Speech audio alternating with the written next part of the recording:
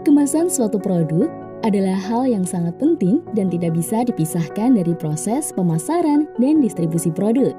Lalu, apa sih pengertian kemasan produk, tujuan, manfaat, dan jenisnya? Di video kali ini, aku akan membahas seluk-beluk kemasan produk.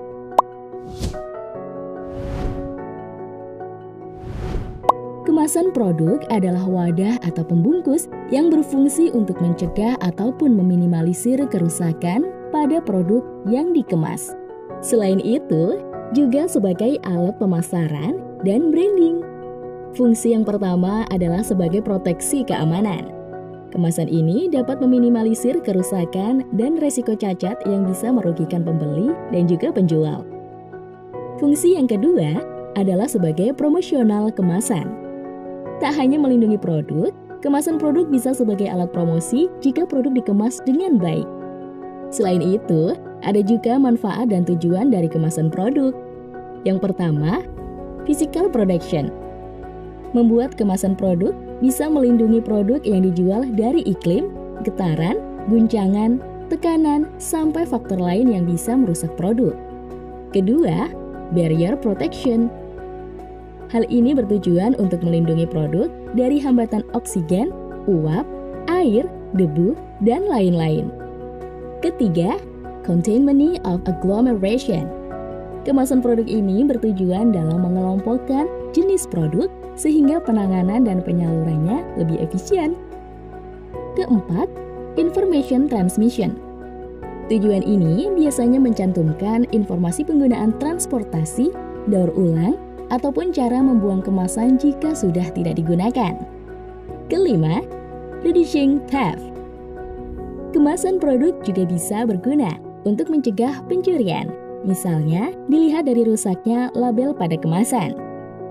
Keenam, convenience.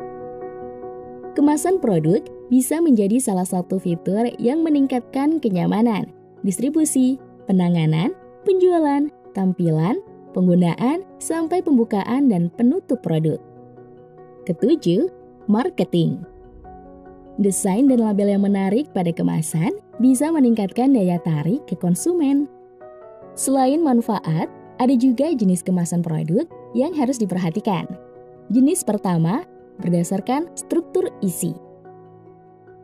Ada 3 jenis struktur isi kemasan produk. Pertama, kemasan primer.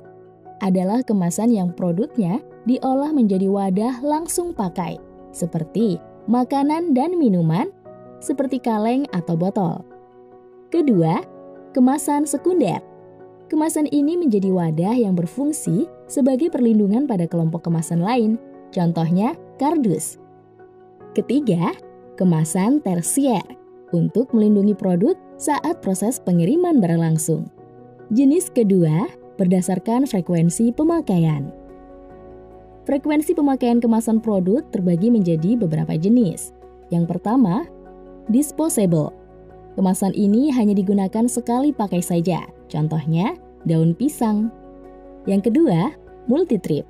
Kemasan ini bisa digunakan berkali-kali, contohnya galon air.